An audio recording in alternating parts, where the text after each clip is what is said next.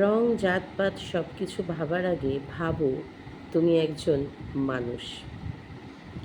এখন চারিদিকে যে ধরনের সিচুয়েশান ক্রিয়েট হয়েছে, সেই সিচুয়েশানটা কিন্তু আমাদের মতন মানুষই ক্রিয়েট করছে। প্রতিবাদ আমরা সবাই জানাচ্ছি।